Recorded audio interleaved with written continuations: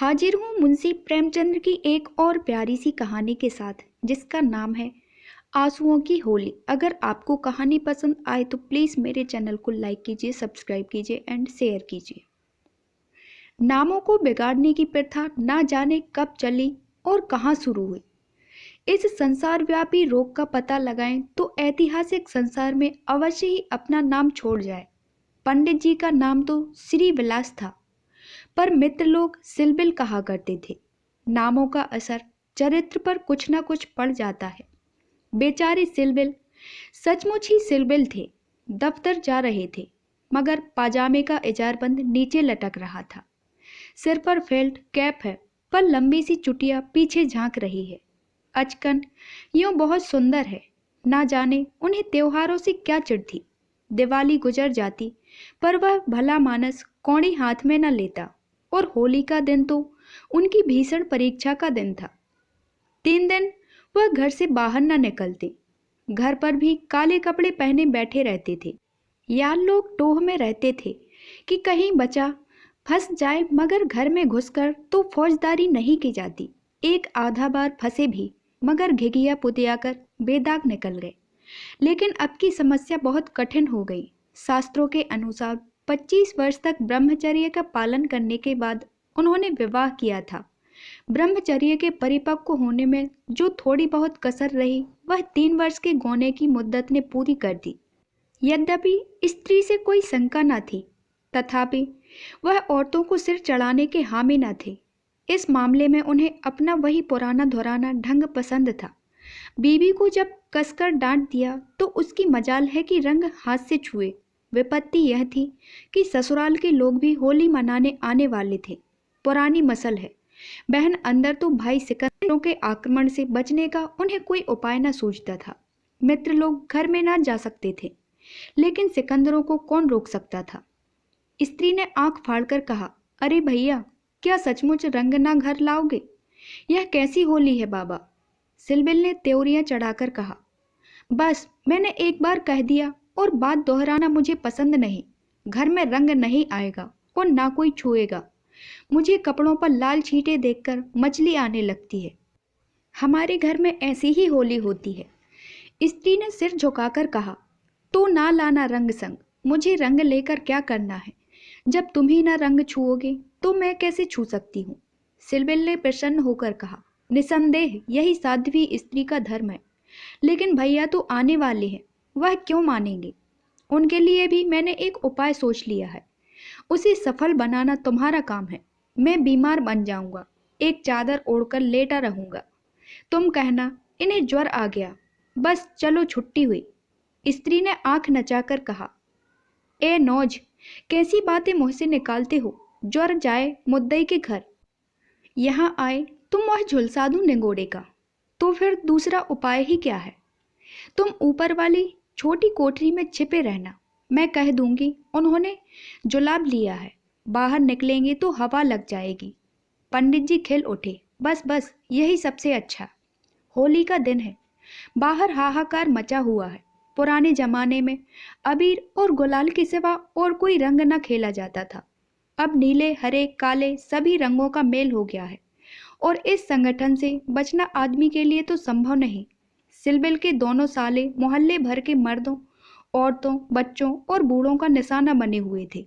बाहर के दीवान खाने के फर्श, दीवारें, यहाँ तक कि तस्वीरें भी रंग उठी थीं।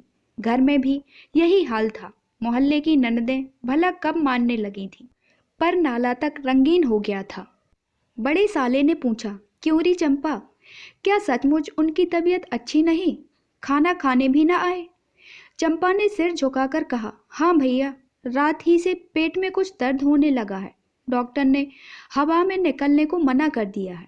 जरा देर बाद छोटे साले ने कहा, क्यों जीजी जी, क्या भाई साहब नीचे नहीं आएंगे? ऐसी भी क्या बीमारी है? कहो तो ऊपर जाकर देखाऊं? चंपा ने उसका हाथ पकड़कर कहा, नहीं नहीं, ऊपर मत जाइयो, वह रंग वंग ना खेलेंगे। डॉक्टर ने हवा में निकलने को मना कर दिया है। दोनों भाई हाथ मलकर रह गए। सहसा छोटे भाई को एक बात सूझी, जीजा जी के कपड़ों के साथ क्यों ना होली खेलें, वे तो बीमार नहीं है। बड़े भाई के मन में यह बात बैठ गई। बहन बेचारी अब क्या करती। सिकंदरों ने कुंजियां उसके हाथ से ली और सिलबिल के सारे कपड़े निकाल डाल कर रंग डाले, रूमाल तक न छोड़ा। जब चंपा ने उन कपड़ों को आंगन में अलगनी पर सूखने को डाल दिया तो ऐसा जान पड़ा मानो किसी रंगरेज ने ब्याह के जोड़े रंगे हों। सिलबिल ऊपर बैठे बैठे यह तमाशा देख रहे थे, पर जवान न खोलते थे। छाती पर सांप सा लौट रहा था। सारे कपड़े खराब हो गए, दफ्तर जाने को भी कुछ न बचा। इन दुष्टों को मेरे कपड़ों से ना जाने क्या बैठ में नाना प्रकार के स्वादिष्ट व्यंजन बन रहे थे। मोहल्ले की एक ब्राह्मणी के साथ चंपा भी जुटी हुई थी। दोनों भाई और कई अन्य सज्जन आंगन में भोजन करने बैठे तो बड़े साले ने चंपा से पूछा, कुछ उनके लिए भी खिचड़ी पिचड़ी बनाई है? पूड़ियां तो बेचारे आज खा ना सकेंगे। चंपा ने कहा, अभी तो नहीं बनाई, अब बना लूंगी। वाहिरी तेरी अकल, अभी तक तुझे इतनी फिक्र नहीं कि वह बेचारे खाएंगे क्या? तू तो इतनी लापरवाह कभी न थी। जा निकाल ला जल्दी से चावल और मूंग की दाल। लीजिए, खिचड़ी पकने लगी। इधर मित्रों ने भोजन करना शुरू किया। सिलबिल ऊपर बैठे अपनी किस्मत को रो रहे थे। उन्हें इस सारी विपत्ति का एक ही कारण मालूम होता था, विवाह। चंपा न आती तो ये साले क्यों आते, कपड़े क्यों खराब होते, होली के दिन मूंग की खिचड़ी क्यों खाने को मिलती। मगर अब पछताने से क्या होता है। जितनी देर में लोगों ने भोजन किया उतनी देर में खिचड़ी तैयार हो गई। बड़े साले ने खुद चंपा को ऊपर भेजा कि खिचड़ी की थाली ऊपर दे आए। सिलबिल ने थाली की और कुपित नेत्रों से देखकर कहा, इसे मेरे सामने से हटा ले जाओ। क्या आज उपवास ही करोगे? तुम्हारी यही इच्छा है तो यही सही। मैंने क्या किया है? सवेरे से जुटी हुई हूँ। भैया ने खुद खिचड़ी डलवाई और मुझे यहाँ भेजा। हाँ, वह तो मैं देख रहा हूँ कि मैं घर का स्वामी नहीं, सिकंदरों ने उस पर कब्जा जमा लिया है। मगर मैं यह नहीं मान सकता कि तुम चाहती तो और लोगों के पहले ही मेरे पास थाली न पहुँच जाती। मैं इसे पतिव्रत धर्म के विरुद्ध समझता हूँ। और क्या कहूँ, तुम तो देख रहे थे कि दोनों जने मेरे सिर पर सवार थे। अच्छी दिल लगी है कि और लोग तो समोसे और खस्ते उड़ाएं और मुझे मूंग की खिचड़ी दी जाए। वाह रे नसीब, तुम इसे 2-4 कौर खा लो, मुझे ज्यों ही अवसर मिलेगा दूसरी थाली लाऊंगी। सारे कपड़े रंगवा डाले, दफ्तर कैसे जाऊंगा। यह दिल लगी मुझे जरा भी नहीं भाती। मैं इसे बदमाशी कहता हूँ। तुमने संदूक की कुंजी क्यों दे दी? क्या मैं इतना पूछ सकता हूँ? जबरदस्ती छीन ली। तुमने सुना नहीं? करती क्या? अच्छा, जो हुआ सो हुआ। यह थाली ले जाओ। धर्म समझना तो दूसरी थाली लाना, नहीं तो आज व्रत ही सही। एकाएक पैरों की आहट पाकर सिलबिल ने सामने देखा तो दोनों साले आ रहे हैं। उन्हें देखते ही बेचारे ने मुंह बना लिया, चादर से शरीर ढक लिया और कराहने लगा। बड़े साले ने कहा, कहिए कैसी तबीयत है? थोड़ी सी खिचड़ी खा लीजिए। सिलबिल ने मुंह बनाकर कहा, अभी तो कुछ खाने की इच्छा नहीं है। नहीं, उपवास करना तो हानिकारक होगा, खिचड़ी खा लीजिए। बेचारे सिलबिल ने मन में इन दोनों शैतानों को खूब कोसा और विष की भांति खिचड़ी कंठ के नीचे उतारी। आज होली के दिन खिचड़ी ही भाग्य में लिखी थी। जब तक सारी खिचड़ी समाप्त ना हो गई दोनों वहां डटे रहे, मानो जेल के अधिकारी किसी अनशन व्रतधारी कैदी को भोजन करा रहे हों। बेचारे को ठूस ठूस कर खिचड़ी खानी पड़ी। पकवानों के लिए गुंजाइश ही न रही। 10 बजे रात को चंपा उत्तम पदार्थों का थाल लिए पतिदेव के पास पहुंची। महाशय मन ही मन झुंझला रहे थे। भाइयों के सामने मेरी परवाह कौन करता है। ना जाने कहां से दोनों शैतान फट पड़े। दिन भर उपवास कराया और अभी तक भोजन का कहीं पता नहीं। पारे चंपा को थाल लाते देखकर कुछ अग्नि शांत हुए। बोले, अब तो बहुत सवेरा है, 1-2 घंटे बाद क्यों ना आई। चंपा ने सामने थाली रखकर कहा, तुम तो ना हारी ही मानते हो ना जीती। अब आखिर ये 2 मेहमान आए हैं, इनकी सेवा सत्कार ना करूं तो भी तो काम नहीं चलता। तुम्ही को बुरा लगेगा। कौन रोज आएंगे? ईश्वर ना करे कि रोज आए। यहाँ तो एक ही दिन में बधिया बैठ गई। थाल की सुगंधमय तरबतर चीजें देखकर सहसा पंडित जी के मुखारविंद पर मुस्कान की लाली दौड़ गई। एक एक चीज खाते थे और चंपा को सराहते थे। सच कहता हूँ चंपा, मैंने ऐसी चीजें कभी नहीं खाई थी। हलवाई साला क्या बनाएगा, जी चाहता है कुछ इनाम दूं। तुम मुझे बना रहे हो। क्या करूं, जैसा बनाना आता है बना लाई। नहीं जी, सच कह रहा हूं, मेरी तो आत्मा तृप्त हो गई। आज मुझे ज्ञात हुआ भोजन का संबंध उदर से इतना नहीं जितना आत्मा से है। बतलाओ क्या इनाम दूं? जो मांगू वह दोगे? दूंगा, जनेऊ की कसम खाकर कहता हूं। ना दो तो मेरी बात जाए।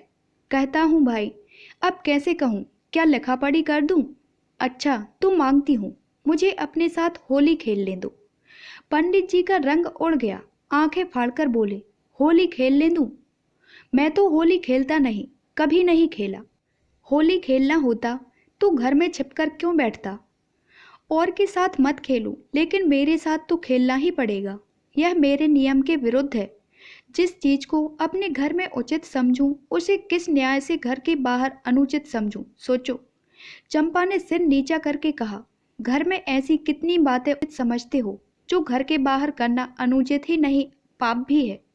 पंडित जी झेपते हुए बोले, अच्छा भाई, तुम जीती मैं हारा। अब मैं तुमसे यही दान मांगता हूँ, पहले मेरा पुरस्कार दे दो, पीछे मुझसे दान मांगना। यह कहते हुए चंपा ने लोटे का रंग उठा लिया और पंडित जी को सिर से पांव तक नहला दिया।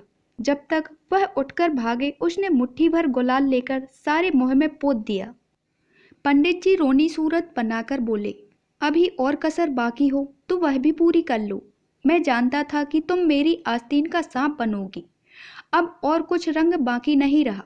चंपा ने पति के मुख की ओर देखा तो उस पर मनोवेदना का गहरा रंग झलक रहा था। पछताकर बोली, क्या तुम सचमुच बुरा मान गए हो? मैं तो समझती थी कि तुम केवल मुझे चिढ़ा रहे हो। श्रीविलास ने कांपते हुए स्वर में कहा, नहीं चंपा, मुझे बुरा नहीं लगा। हाँ, तुमने मुझे उस कर्तव्य की याद दिला दी जो मैं अपनी कायरता के कारण भूला बैठा था। वह सामने जो चित्र देख रही हो मेरे परम मित्र मनहर नाथ का है, जो अब इस संसार में नहीं है। तुमसे क्या कहूँ, कितना सरस, कितना भावुक, कितना साहसी आदमी था। देश की दशा देख देख कर उसका खून जलता था। 19-20 भी कोई उम्र होती है, पर वह उसी उम्र में अपने जीवन का मार्ग निश्चित कर चुका था। सेवा करने का अवसर पाकर वह इस तरह उसे पकड़ता था मानो संपत्ति हो। जन्म का वैरागी था, वासना तो उसे छू ही न गई थी। हमारे और साथी सैर सपाटे करते थे, पर उसका मार्ग सबसे अलग था। सत्य के लिए प्राण देने को तैयार। कहीं अन्याय देखा और भवें तन गई, कहीं पत्रों में अत्याचार की खबर देखी और चेहरा तमतमा उठा। ऐसा तो मैंने आदमी ही नहीं देखा। ईश्वर ने अकाल ही बुला लिया, नहीं तो वह मनुष्यों में रत्न होता। किसी मुसीबत के मारे का उद्धार करने को अपने प्राण हथेली पर लिए फिरता था। स्त्री जाति का इतना आदर और सम्मान कोई क्या करेगा? स्त्री उसके लिए पूजा और भक्ति वस्तु थी। 5 वर्ष हुए, यही होली का दिन था। मैं भंग के नशे में चूर, रंग में सिर से पांव तक नहाया हुआ उसे गाना सुनने के लिए बुलाने गया तो देखा कि वह कपड़े पहने कहीं जाने को तैयार है। पूछा, कहाँ जा रहे हो? उसने मेरा हाथ पकड़कर कहा, तुम अच्छे वक्त पर आ गए, नहीं तो मुझे जाना पड़ता। एक अनाथ पुड़िया मर गई है, कोई उसे कंधा देने वाला नहीं मिलता। कोई किसी मित्र से मिलने गया हुआ है, कोई नशे में चूर पड़ा हुआ है, कोई मित्रों की दावत कर रहा है, कोई महफिल सजाए बैठा है, कोई लाश को उठाने वाला नहीं। ब्राह्मण क्षत्रिय उस चमारिन की लाश कैसे छुएंगे? उनका तो धर्म भ्रष्ट होता है। कोई तैयार नहीं होता। बड़ी मुश्किल से 2 कहार मिले हैं, एक मैं हूँ। चौथे आदमी की कमी थी, सो ईश्वर ने तुम्हें भेज दिया। चलो चले। हाय, अगर मैं जानता कि यह प्यारे मनहर का आदेश है तो आज मेरी आत्मा को इतनी गिलानी ना होती। मेरे घर कई मित्र आए हुए थे, गाना हो रहा था। उस वक्त लाश उठाकर नदी जाना मुझे अप्रिय लगा। बोला, इस वक्त तो भाई मैं नहीं जा सकूंगा, घर पर मेहमान बैठे हुए हैं, मैं तुम्हें बुलाने आया था। मनहर ने मेरी ओर तिरस्कार के नेत्रों से देखकर कहा, अच्छी बात है, तुम जाओ, मैं और कोई साथी खोज लूंगा। मगर तुमसे मुझे ऐसी आशा न थी। तुमने भी वही कहा जो तुमसे पहले औरों ने कहा था। कोई नई बात नहीं थी। अगर हम लोग अपने कर्तव्य को भूल ना गए होते तो आज यह दशा ही क्यों होती। ऐसी होली को धिक्कार है। त्योहार तमाशा देखने, अच्छी अच्छी चीजें खाने और अच्छे अच्छे कपड़े पहनने का नाम नहीं है। यह व्रत है, तप है, अपने भाइयों से प्रेम और सहानुभूति करना ही त्योहार का खास मतलब है। और कपड़े लाल करने के पहले खून को लाल कर लूं, सफेद खून पर यह लाली शोभा नहीं देती। यह कहकर वह चला गया। मुझे उस वक्त यह फटकारें बहुत बुरी मालूम हुई। अगर मुझमें वह सेवा भाव ना था तो उसे मुझे यूं धिक्कारने का कोई अधिकार न था। घर चला आया, पर वे बातें बराबर मेरे कानों में गूंजती रही। होली का सारा मजा बिगड़ गया था। 1 महीने तक हम दोनों मुलाकात ना हुई। कॉलेज इम्तिहान की तैयारी के लिए बंद हो गया था, इसलिए कॉलेज में भी बैठना होती थी। मुझे कुछ खबर नहीं वह कब और कैसे बीमार पड़ा, कब अपने घर गया। सहसा एक दिन मुझे उसका एक पत्र मिला। हाय, उस पत्र को पढ़कर आज भी छाती फटने लगती है। श्री विलास एक क्षण तक गला रुक जाने के कारण बोल न सके, फिर बोले, किसी दिन तुम्हें फिर दिखाऊंगा। लिखा था, मुझसे आखिरी बार मिल जा, अब शायद इस जीवन में भेंट न हो। मेरे पड़ा।